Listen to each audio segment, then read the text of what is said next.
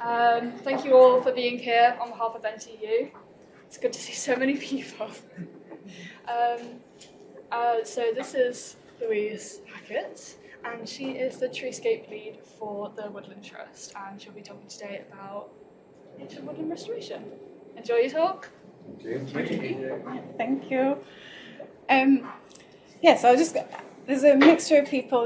There's faces in here I recognise and faces I don't. So I was just going to give a brief background as to my experience, and then I'm going to kind of dive into ancient woodland restoration. So I work for the Woodland Trust. I lead our treescape for Sherwood, the historic extent of Sherwood. And this is one of 9 priority landscapes the Woodland Trust has across the UK, where we're looking at landscape scale conservation for woods and trees.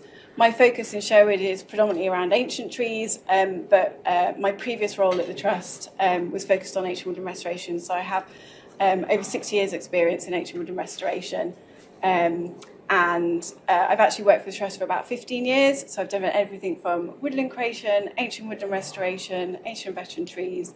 I have a real love for the restoration process. It's something that we've kind of spearheaded as an organisation. I'm going to kind of go through that in a bit more detail. So what I'm going to cover today is what is ancient woodland, what makes it special. I'm not going to spend too much time on that because I'm going to guess most people in the room are pretty aware. Why are some ancient woodlands in need of restoration, and what is the Woodland Trust's approach to restoration? So that's really what we're going to whiz through. So what is ancient woodland? I mean, we've already heard this today in Adam's talk. So it's areas of woodland that have been continuously wooded since at least 1600. In Scotland, that's 1750. And the reason those dates are different is because of the mapping evidence. So this was a desk-based exercise in the 70s and 80s. And when compiling that evidence, the maps that we have that can give us enough information to be sure that there's been a continuous woodland cover. We can only go far back as 1600s, but there may be evidence that goes much further back than that. But for the majority of sites, 1600s are marker.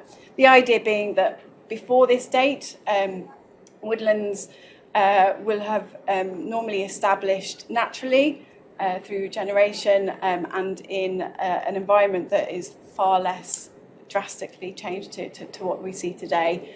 And some areas may have had continuity in woodland well before that, but they weren't necessarily wooded before 1600, which I'll cover briefly. So our ancient woodlands are our richest terrestrial habitat. They have relatively undisturbed soils, not undisturbed soils, but relatively compared to the surrounding environment. They obviously contain a huge range of niche habitats for lots of different specialists, home to many endangered species, and our ancient woodlands cover roughly 2% of land in the UK.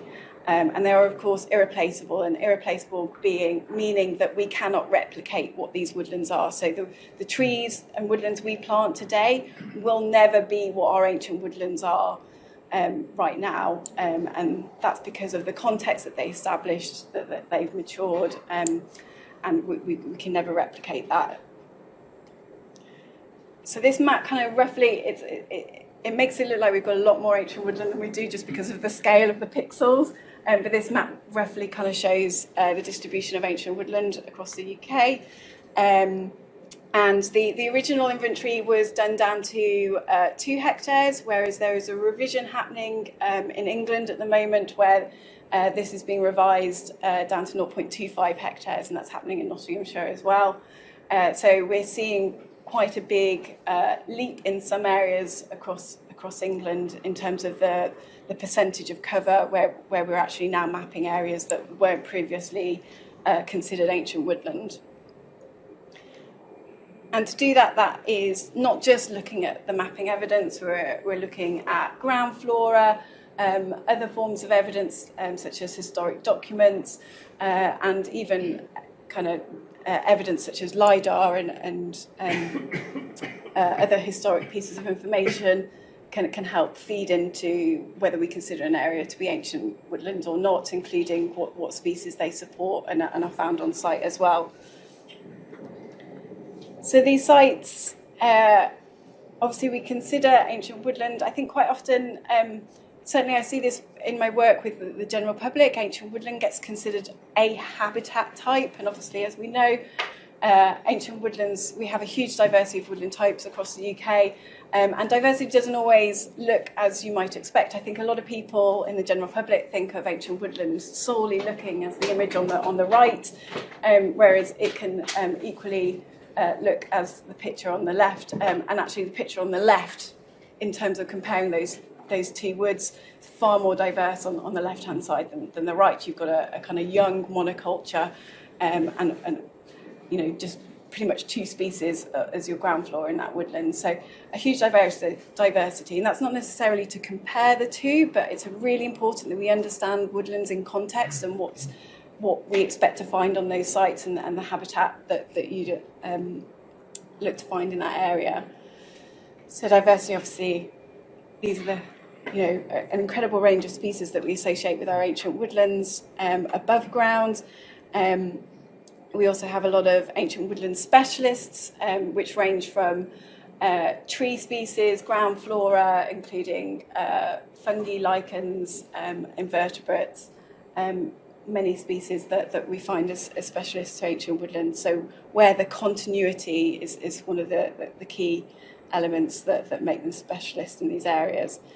But I think what often gets overlooked with our ancient woodlands is the diversity below ground. So as I was saying before, a lot of these sites are relatively undisturbed, and as such we have really complex soil ecosystems that can be quite unique to these sites. And that's one of the really valuable features that we need to consider through the management.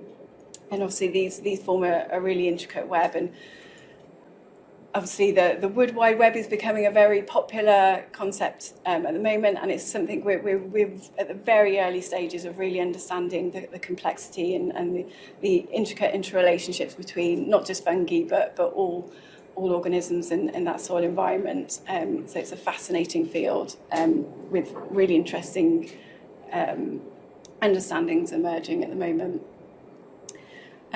And the other really valuable part of our ancient woodlands is the culture and historic importance. A lot of these woods will have what we call archaeology of the woodland and archaeology in the woodland. So archaeology of the woodland could be old coppice stalls that tell you that it was once a traditionally worked woodland. It could be old wood banks. You can see the image in the middle at the top. That's an old wood bank, which may have been to either keep deer in or out of that area, or other livestock. You have pollarded trees, old queue pits, charcoal hearths. A lot of our woodlands were used in different ways. So archaeology of the woodland would be how the woodland was used, and you've got the archaeological evidence that tells you that. Archaeology in the woodland would be evidence of other uses. So, for example, I was saying not all our ancient woodlands have been continuously wooded. So you have some where you have ridge and furrow, so it's an old ploughing system. So this wood has established after an area has been ploughed, or you could have Roman forts. There's lots of interesting archaeology, and what these sites do is woodlands are really good at retaining some of these archaeological features. Certainly we've got some fantastic LiDAR images where Roman roads are only visible in the LiDAR as they hit the woodlands, and have been completely lost in our landscapes where they've been ploughed out in an arable landscape. So they can retain some really fascinating features that wouldn't have persisted otherwise, other than in our woods. So I'm going to do a quick word poll, and I haven't got any fancy technology for this, so I'm literally just going to ask you to shout it out. And I think we've heard a lot of these already today, but does anyone want to just throw out some kind of threats to our ancient woodlands? I was going to say HS2. HS2? Pretty accurate. Tree pests. Tree pests, yeah. Identification that it is an ancient woodland. Yeah. Mapping of areas, is it included? That is a good one. That's not on my list. So yeah. Climate change, absolutely. Deer, yeah. Public access. Public access. Yeah, absolutely. I'm not sure actually if that's Pollution. one's on the list. Pollution. Yeah. Lack of management plans. Lack of management plans. Yeah, absolutely. I think we've got most of those. Poor management plans. Poor management plans. Yeah. So fire being another one that was mentioned this morning. We've got pests, invasive species, pollution, all of those, and plantations. So this is one of the factors I'm going to focus in a little in this presentation, but certainly everything I'm going to talk about from this point onwards covers most of these threats. But we have so just under half of our ancient woodlands are considered plantation and ancient woodland sites. So these are our PAWs. And these are sites that have been cleared or underplanted with other species. Quite often they are commercial conifer species, but it's not just restricted to that. And a lot of that was driven kind of post World War I and II, when there was a realisation that nationally, woodland cover got down to 5% in the UK, across the UK at this stage. We were hearing earlier, we're now at 13.5%. There was a real realisation with the German blockades that when we couldn't import timber, there was a real national threat there. So there was this huge drive to plant woodlands, to improve our woodlands, and you'd see adverts like this that told you, get rid of those scrubby, awful woodlands that are actually really fantastic for biodiversity, and put in something commercial and really of value, and you would be paid by the government to do so. And I think it's important to view this in context. This was considered the right thing to do at the time, and it was driven with a very good agenda that made sense. But unfortunately, what it ended up doing was absolutely trashing half of our remaining ancient woodlands, and meaning that they are not anywhere near in the kind of ecological condition we would like to see, and is of value to our biodiversity. Isn't the 13% largely commercial coniferous plantation as well? Yes, so we've succeeded in increasing our woodland cover, but not necessarily for our UK species. So yeah, this is an actual woodland, and some sites it's absolutely fascinating. I don't know what was going through the foresters' minds when they created some of these sites. So this is a site where it was done as a strip. They cleared strips and they planted conifers, and then they actually cleared another strip and they just left it to regenerate with broadleaf. So you have these you can literally walk through dark light.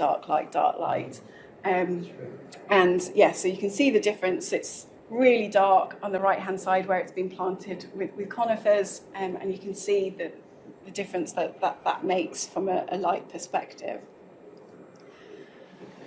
So what this illustration tries to highlight is all of the different factors that changed during the establishment. So typically what you see is a site will have been cleared and restocked, but that's not always the case. Some of these sites would have been underplanted with other species, but typically what happened is you'd clear your broadleaf, messy trees, and then you'd restock. And what obviously happens is initially you've got a huge influx of damage, a huge influx of light and lack of shade, which, considering in a woodland context, you're looking for a lot of shade-tolerant species, and that kind of change in the canopy composition, moisture regime, litter deposition, all of that is affected over the course of that woodland maturing. And so for a lot of these sites that were planted kind of post-World War II up until the 60s, they're now reaching economic maturity. And certainly since the Woodland Trust started focusing on ancient woodland restoration, what we were seeing was there was a huge risk of those sites being restocked, which policy says that you shouldn't be doing that, but we do still see that happening actually. So the risk is that the kind of mature stock at the end of that illustration is now at risk of just being cleared, and the approach, which has probably, I think most people wouldn't see as best practice now, but certainly 20 years ago, best practice for restoring an ancient woodland, a paused woodland, would have been clear, restock with broadleaf, job done, you've restored your ancient woodland, got broadleaf. And so what I'm going to talk you through is the evidence that has shown us that's not best approach, that's not best practice, the reasons why, and how we have kind of influenced forestry policy to hopefully change that. It's not necessarily happening everywhere, but anyway, yeah, this is just to show you in England the mixture between on pause sites. So you can see it's not all conifers. So you can have a pause site that is planted up with a commercial stand of beech, a commercial stand of ash. The birch will be because it's been cleared and it's regenerating, and then you've got other broadleaves as well. But certainly the conifers are the kind of biggest impact.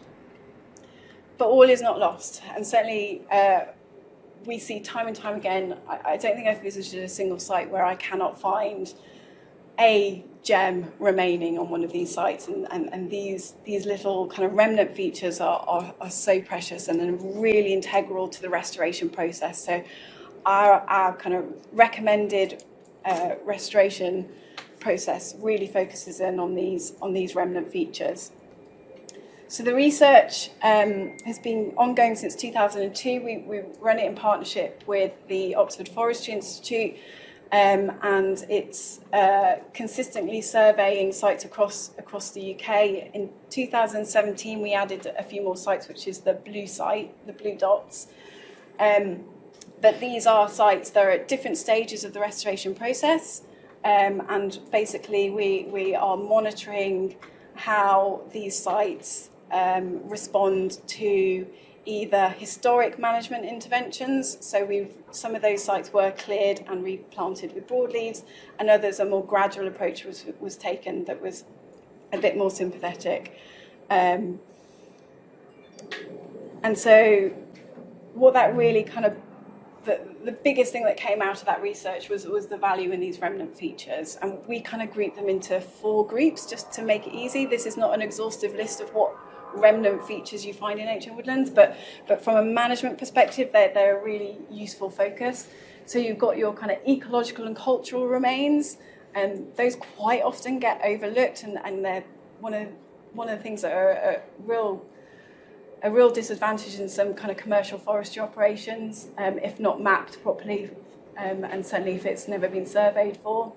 They're not, I'd say, all of these remnant features are not necessarily independent. So quite often what you find with archaeological features is you'll also find maybe a group of woodland specialist plants as well.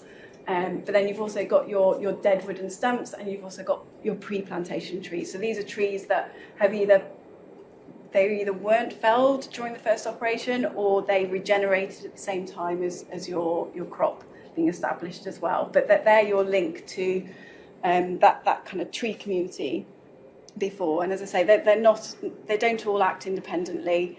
They quite often cross over. But what these are also an indication of is where you have undisturbed soils or relatively undisturbed soils. So what these can be is little pockets where you've not had forestry machinery having a huge impact on that soil profile, and you will find a soil community associated, especially with your kind of wooden plants and trees, that has persisted thanks to that little hotspot. Half time, okay, not doing too bad. Thank you.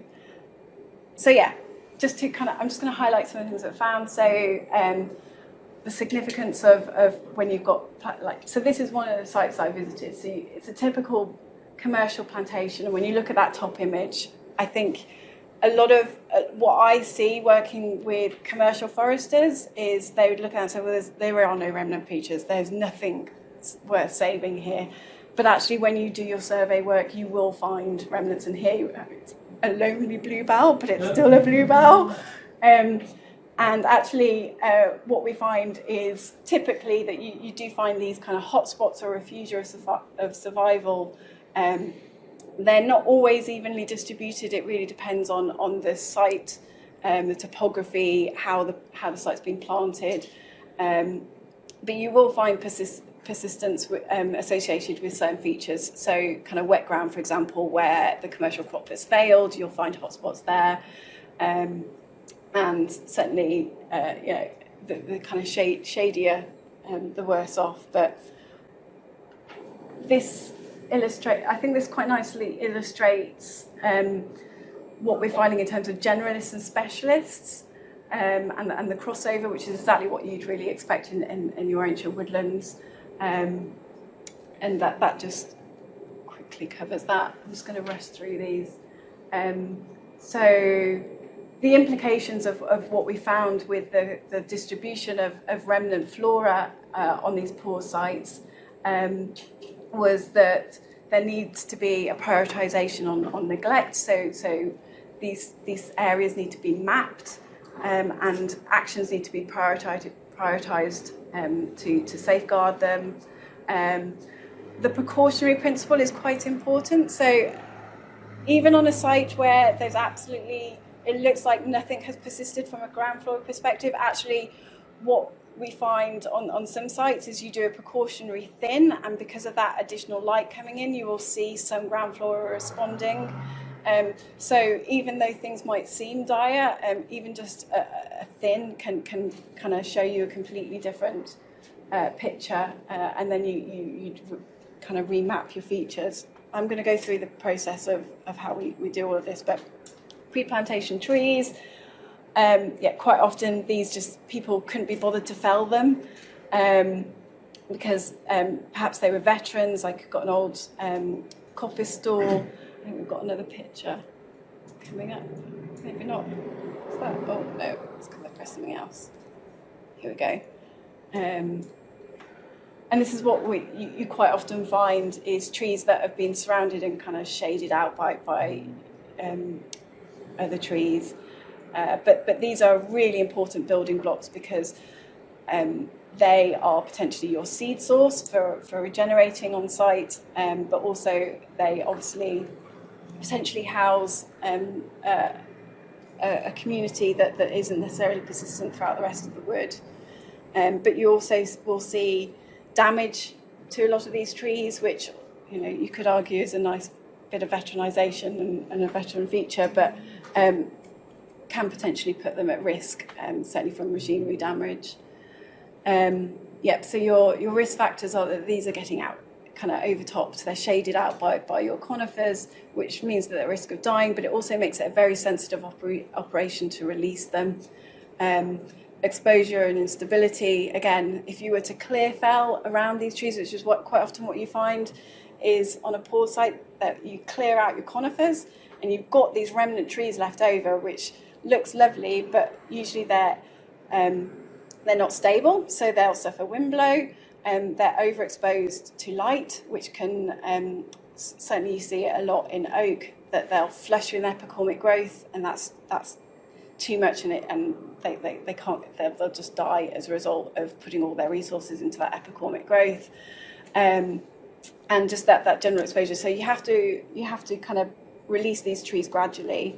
This is a site where it was overexposed, and all of those pre-plantation trees were lost to wind blow. And then here you can see it's a tree that was halo thinned. So halo thinning is brilliant, but done badly can cause a lot of damage. So this was a tree that was halo thinned too excessively, and as a result, so this was in Wales, and it was a beautiful kind of bryophyte community found on this tree, but had dried out and overexposed through being haloed too quickly or too much. So thinking about these features in context, where they've come from and how you can safeguard them going forward through the restoration process is really important. And again, the kind of findings were about a gradual release, plan for succession, and kind of monitoring. And monitoring is a big part of our recommended process. Deadwood, so these are usually just stumps remaining from what was felled before plantation, or could be fallen trees, could be pre-plantation trees that have just fallen and died in the process of the commercial crop maturing. But these are obviously really valuable features in their own right. but a diminishing resource because they are obviously dead. So important to map because, again, same as archaeological features, can be really at risk of machinery damage during operations. It's quite easy to just drive over a piece of dead wood. It'll just crumble under the wheel of a forwarder, for example, and then your kind of habitat is lost. Yeah. So move on to the next. So archaeological. You'll see that there's some commonalities between all of these. The risk factors are pretty similar. So again, damage being a big issue in forestry operations, coming back to mapping, but also having people who can knowledgeably survey your wood. Oops, sorry.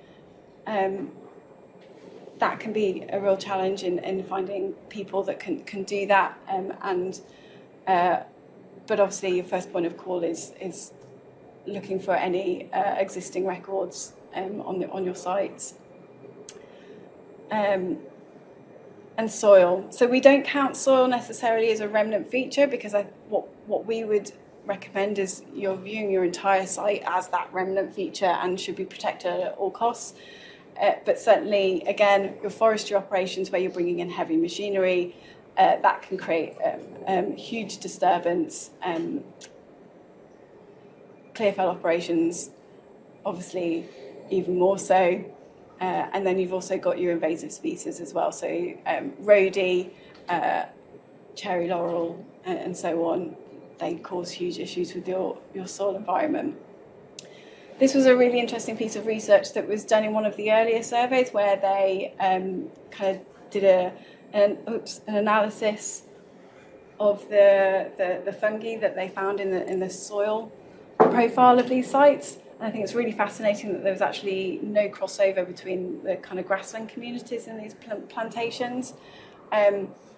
I take that with a pinch of salt because I think a lot of these are actually woods that have not necessarily been managed to their fullest potential in terms of creating opportunities for open glades and a more diverse structure, because one of the things that we're lacking in these sites is dynamism, and keeping a site as kind of closed canopy woodland is also not necessarily beneficial for all sites. That's a bit more information. Anyway, so I'm going to kind of go into the process of how we recommend approaching ancient woodland restoration. And I have brought the guides with me, and they're on the stand in the other room. We actually have 5 guides, but I don't have the 5th guide, I'm afraid, because we've run out, but it's available online. And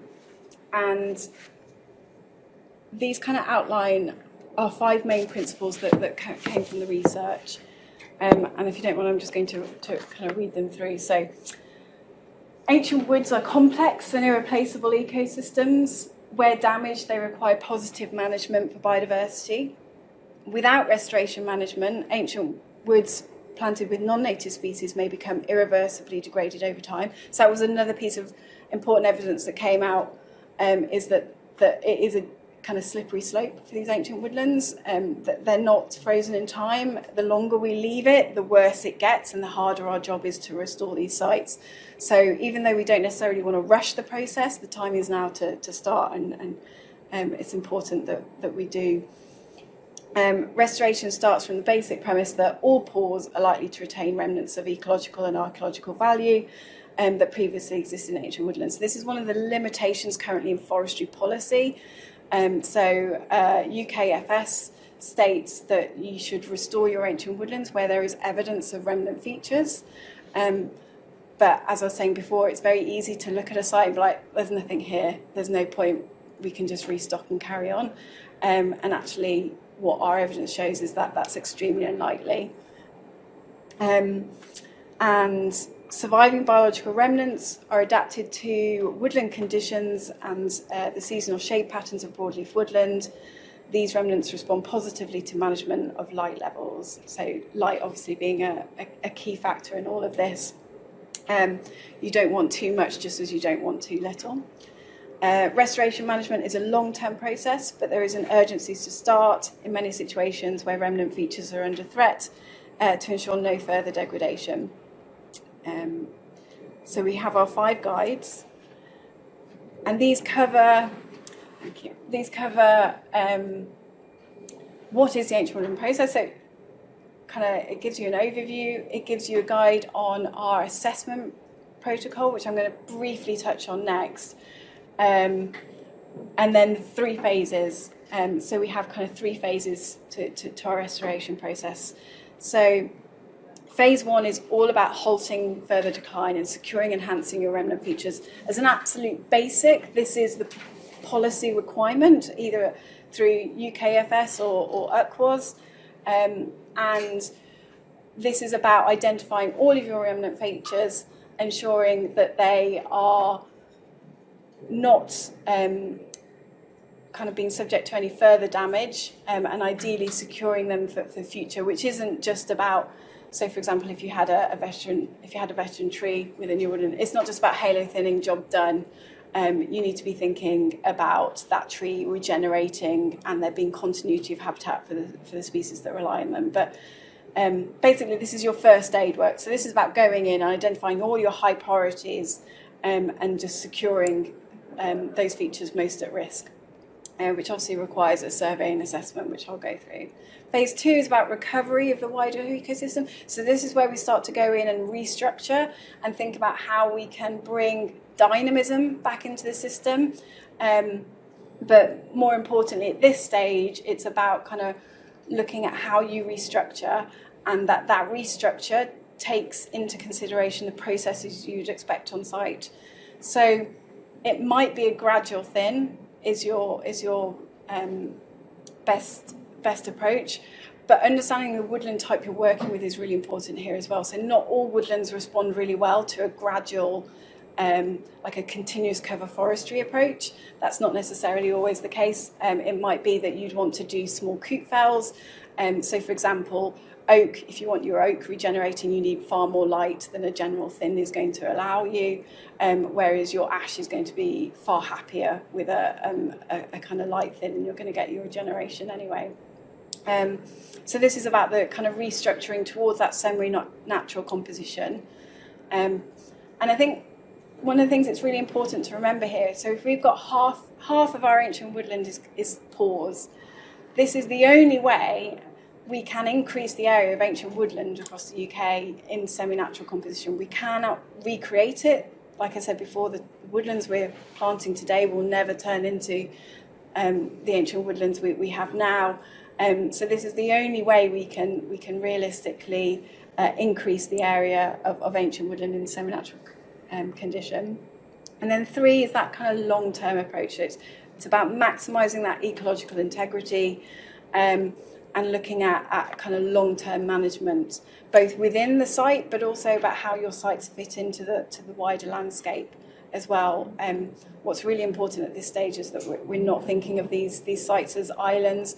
Just because we can't replicate ancient woodland, it's really important that, as we all know, that these sites sit in a landscape where we're connected, and that's an important part of this stage, and thinking about dynamism, and that we're not just freezing these sites in time.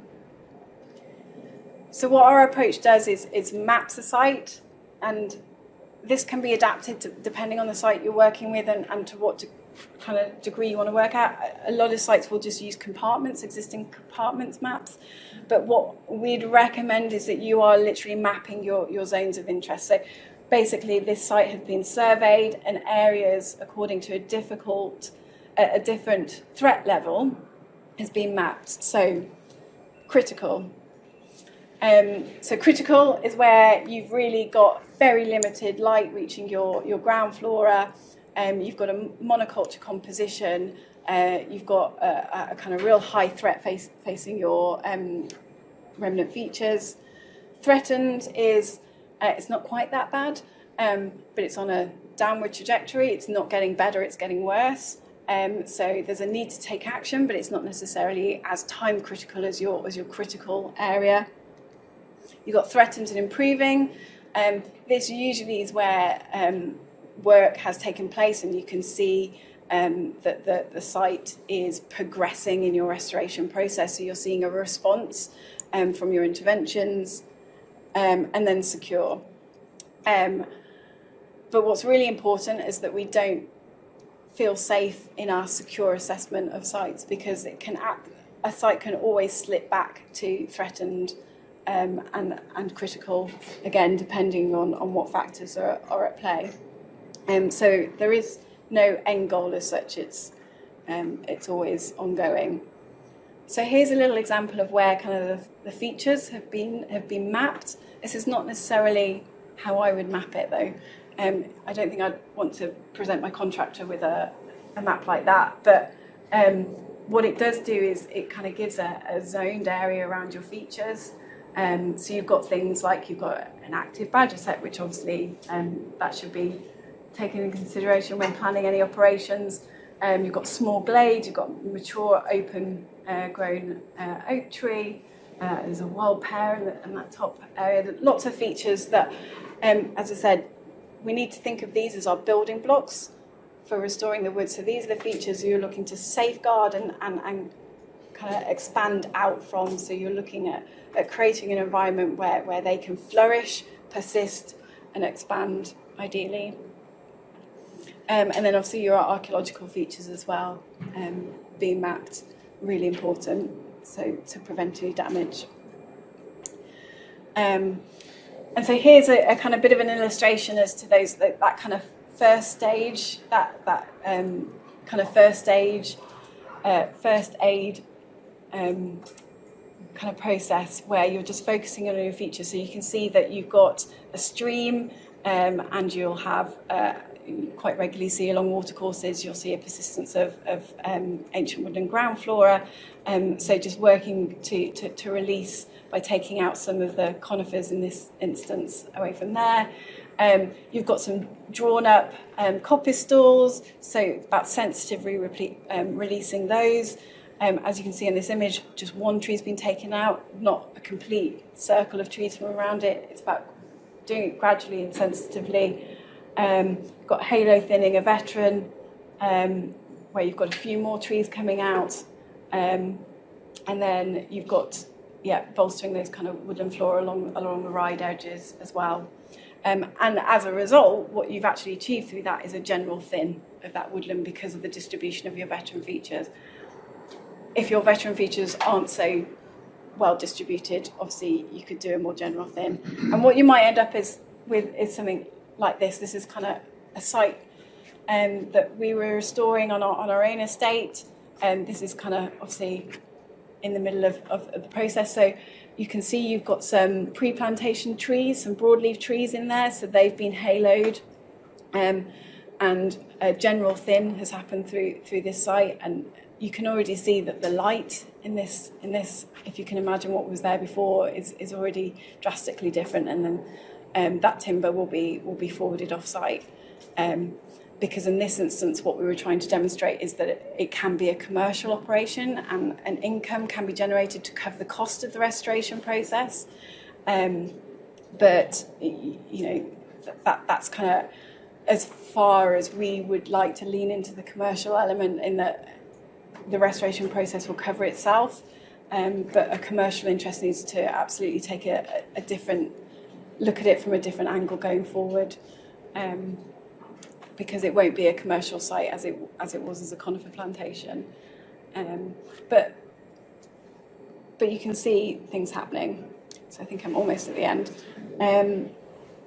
So focusing on woodland ecological condition, what's really important here is that you're getting into the mindset of what are the processes and conditions that your remnant features are going to benefit from, and linking those up, and over time you're essentially kind of building a jigsaw puzzle. Regular assessment, reassessment is really important, because what's really important throughout the kind of process is that this is about adaptive management. This isn't a kind of pre-prescription where you're like, every 5 years we're going to do a 20% thin, and eventually we'll have no conifers left, and ta-da, we're going to have a beautiful ancient woodland.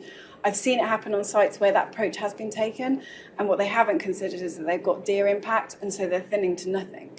And what actually happened is that site flew over because there was no other trees regenerating in. It created a very open environment, and then the whole site was essentially clear felled through instability. So what should have been happening is through that reassessment, they should have been noticing that there was no regeneration and taking action there instead. So that adaptive approach is really important. The site should lead your management decisions, and the fact that it's a pause restoration process is not your only consideration. You need to be led by your features, how they're responding to your interventions, and then you adjust your plan accordingly. And it never ends, as we all know with woodlands in general. But what we do know is that kind of once they're gone forever. So it's something we should absolutely be focusing our energies on. And that's everything.